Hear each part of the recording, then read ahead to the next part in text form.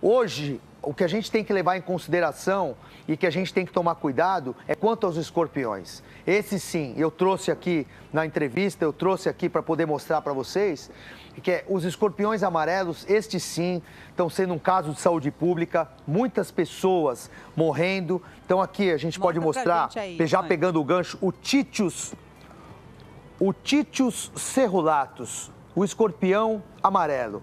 Esse sim, Patrícia, é uma das 3 espécies de escorpiões mais venenosas do mundo.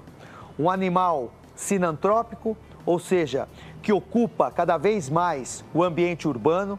E essa explicação se deve ao fato de que quando a gente destrói as matas ciliares para construir as edificações humanas, esses animais aproveitam essa situação e passam a ocupar o ambiente urbano através de galerias de esgoto, de galerias pluviais, de ralos, de frestas.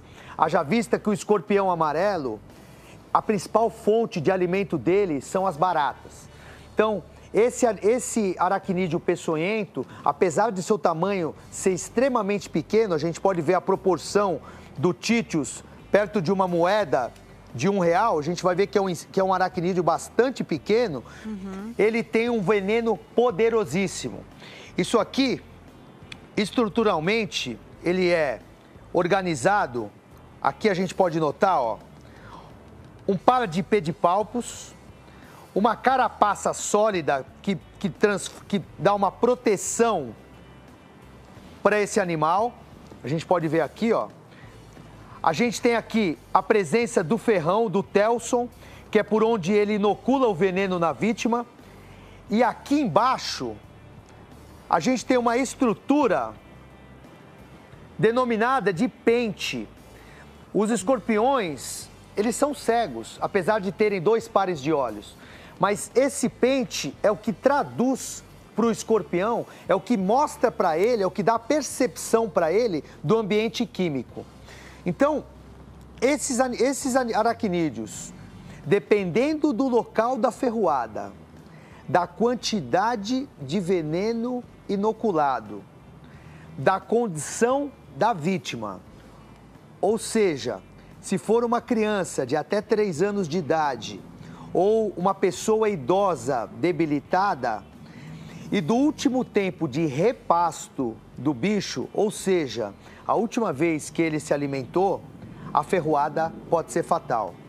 É importante citar que é desproporcional o tamanho do pedipalpo dele com relação à potencialidade do veneno. Ou seja, quanto menor for o pedipalpo do bicho, maior a potencialidade do veneno. Quanto maior for o pedipalpo do bicho, menor a potencialidade do veneno. Ou seja, a gente pode mostrar aqui, Patrícia e Fabrício, inclusive é a primeira vez que a gente mostra o escorpião africano na televisão. O escorpião africano, ele tem esse par de pedipalpo super desenvolvido, então, portanto, ele tem uma baixa toxicidade de veneno, ou seja, ele não causa nenhum dano ao ser humano, nem ao animal doméstico. Mais uma prova de que tamanho Os escorpiões, não é documento. Não é, Randy? Exatamente, assim como as aranhas. Patrícia. Exatamente. Exatamente. E a gente tem que explicar isso porque por que vem ocorrendo esse aumento do número de escorpiões, não só no estado de São Paulo, na região sudeste, mas no Brasil inteiro, principalmente nos estados de Minas Gerais e de São Paulo. Porque esse aracnídeo, no ambiente urbano, ele não tem predador. A principal fonte de alimento dele são as baratas. Muita gente, Patrícia e Fabrício, pergunta e me questiona, não, mas a gente vai colocar no condomínio a galinha de Angola, né? A gente pode... A galinha de Angola, pé do escorpião. Gente, a galinha de Angola, ela pode até predar o escorpião, né? A galinha, e não precisa ser a galinha de Angola, ela é uma ave onívora, ou seja, se alimenta de tudo, de minhoca, de escorpião, de aranha, mas a galinha de Angola e as aves, em geral, elas têm hábito diurno. E os escorpiões têm hábito noturno. Então, é uma indiscrepância, uma incoerência você colocar a galinha para predar escorpião. Haja vista que, segundo estudos que eu tenho em mãos, a maior atividade do escorpião, ela começa por volta de 1, 2 horas da manhã, e quando for 5, 6 horas da manhã, esses animais se retiram para os seus esconderijos para esperar o dia escurecer de novo e eles saírem à busca de novas presas, a conhecer novos territórios, se acasalarem, enfim. Se você me permite, Patrícia, eu queria fazer uma outra... Você teria que prevenir, no caso. E se você me permite, Patrícia... Pode falar. Sim. Como se prevenir? Também um outro fato que a gente tem que levar essa questão, eu estou escrevendo uma cartilha de escorpião, específica de escorpião. Em breve essa cartilha vai estar disponível para todos os estados no Brasil inteiro, porque o escorpião amarelo, ele tem uma particularidade, uma característica notável. Se ele não for combatido com conhecimento, adequação, por um biólogo acostumado a esse tipo de operação ou um profissional da saúde, o escorpião amarelo, num caráter de estresse, ele se reproduz através de uma reprodução denominada partenogênese, ou seja, a reprodução do escorpião amarelo ela é partenogenética. Significa dizer que a fêmea do escorpião ela não precisa do macho para gerar descendentes. Ela mesma entra num processo de reprodução assexuada, ou seja, ela sozinha consegue produzir entre 15 e 25 descendentes num caráter de estresse. E o que causa esse estresse no escorpião? De repente, se a pessoa pisa nele e ele quebra qualquer par de patas que ele possui, afinal de contas, esse animal tem 4 pares de patas.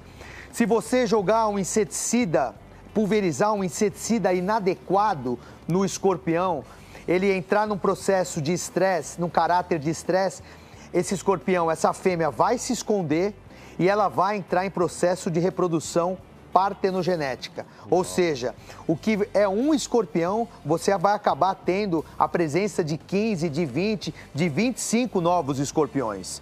A gente pode mostrar aqui, ó, esse vidro, a gente coletou no hospital, aqui no estado de São Paulo, que a empresa que estava fazendo esse tipo de atividade não tinha nenhuma informação, nenhum critério, nenhum conhecimento, pulverizando sem nenhum critério, inadequadamente inseticida na galeria de esgoto.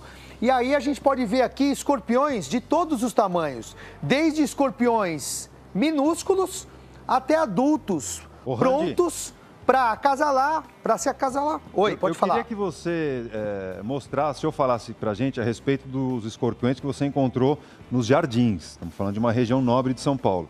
E aproveitar para te fazer uma outra pergunta, que é a seguinte. Certo. A gente vive, ou viveu recentemente, uma temporada de chuvas muito grande no Sudeste. Você acompanhou, todo mundo acompanhou a situação dos alagamentos em São Paulo. Mais lixo na rua, né? As casas foram inundadas, a comida vai embora, lixo circulando. É de se esperar que tenha mais barata nas ruas. E é de se esperar também, dá para a gente prever, pela tua experiência, um aumento na presença dos escorpiões nas grandes cidades depois desse período de chuva, não? Olha, Fabrício, invariavelmente, independente do período de chuva que a gente atravessou agora nessa semana, que gerou um caos, principalmente aqui no estado de São Paulo, o número de escorpiões vem crescendo assustadoramente pelos fatores que eu descrevi aqui. Pela sua forma de reprodução, ser particular dessa espécie, pela presença de lixo, não só nas edificações humanas, mas também em terrenos baldios. E principalmente nessa época do ano, na época das chuvas, a gente tem a maior atividade dessa espécie do escorpião amarelo no ambiente urbano.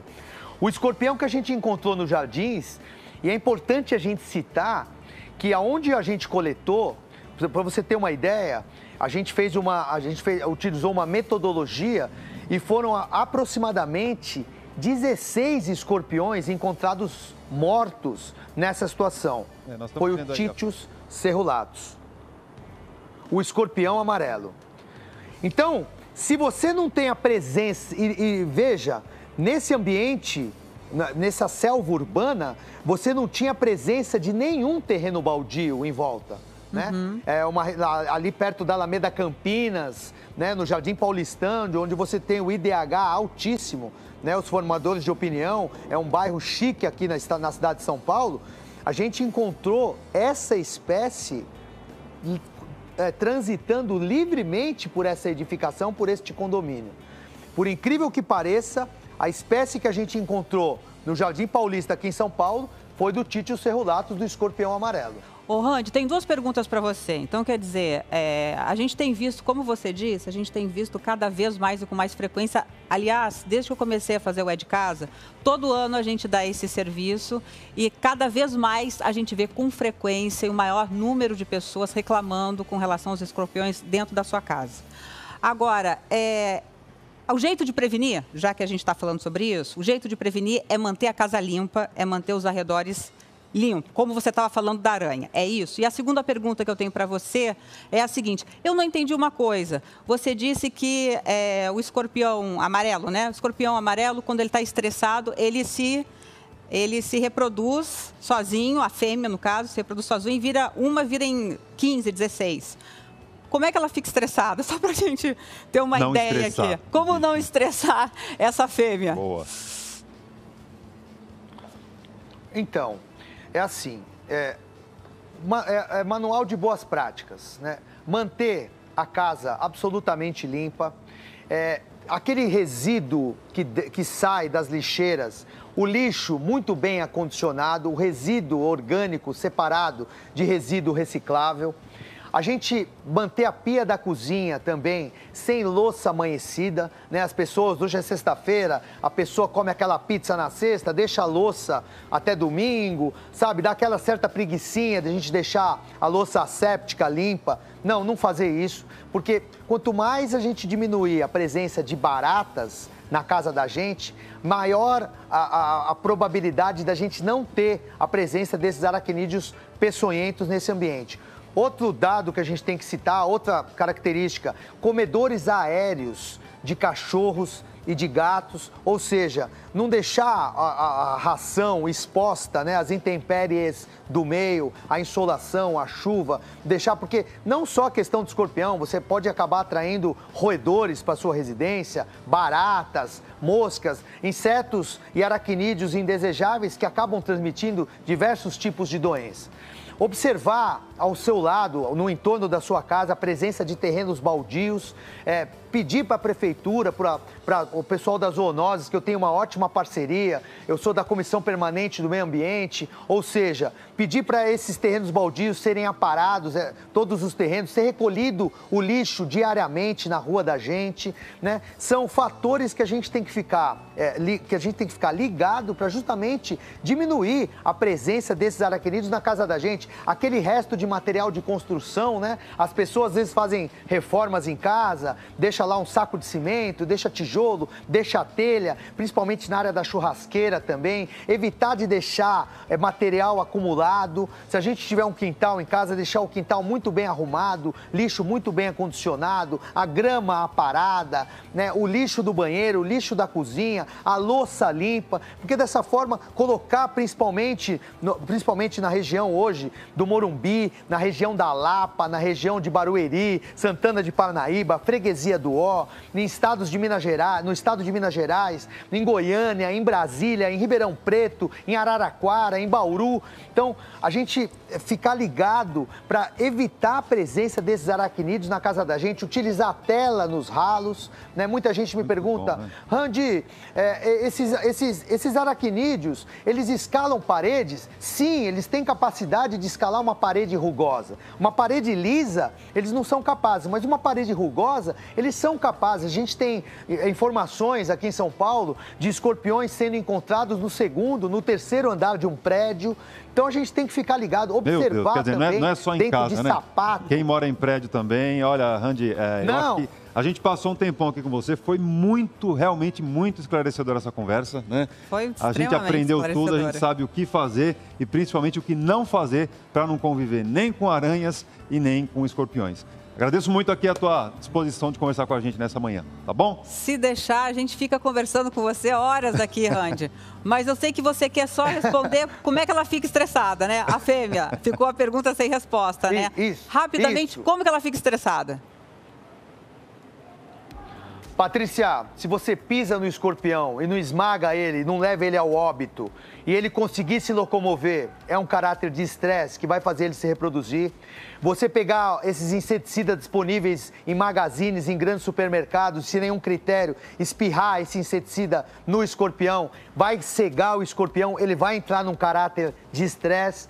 Uma empresa primária, uma empresa sem conhecimento, sem a presença de um biólogo, jogar inadvertidamente inseticida em galerias de esgoto, em galerias pluviais, sem nenhum critério, sem uma prévia inspeção para você ver se esses animais estão presentes ou não, e você jogar esse inseticida vai causar esse estresse no escorpião também. Então são fatores que levam esses animais a o caráter de estresse e que possivelmente eles vão se reproduzir e vão aumentar em proporção, em tamanho de população, em número e causar grande prejuízo a nós, seres humanos e animais domésticos. E vão se Se você me permite, eu quero colocar os meus contatos. Randy Baldresca, eu estou à disposição para os telespectadores, para vocês, né? Eu tenho o meu celular, eu tenho o meu e-mail, randybaldresca@gmail.com, com R e com Y no final. Muito bem. E o meu telefone é o 11 981. Bom, eu já não posso colocar, mas se as pessoas precisarem falar com a gente está à disposição de vocês, Patrícia, Rodrigo. Eu agradeço a participação. Fabrício, mas foi ótimo o papo, Randy. Olha, nem sei como agradecer você aqui. A gente está aqui, foi um banho Randy. de conhecimento. Muito obrigada pelas suas informações, pelo seu tempo aqui com a gente e até uma próxima. Foram, assim, informações super importantes mesmo e claras para o pessoal de casa.